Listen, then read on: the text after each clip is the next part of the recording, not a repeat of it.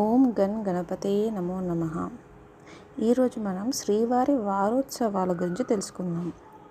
శ్రీ వెంకటేశ్వర స్వామి వారికి వారానికి ఒక మారు మాత్రమే తప్పనిసరిగా జరిగే వారోత్సవాలు కొన్ని ఉన్నాయి.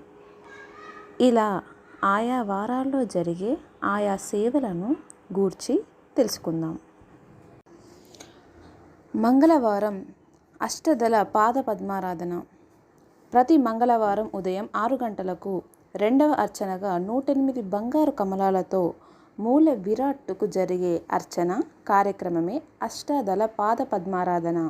ఇది సుమారు 20 నిమిషాల పాటు జరుగుతుంది.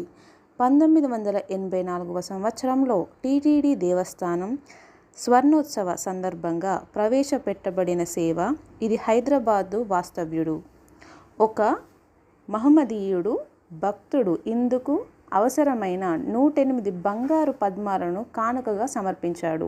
తర్వాత ఇది అర్జిత సేవగా కూడా రూపుదిద్దుకుంది.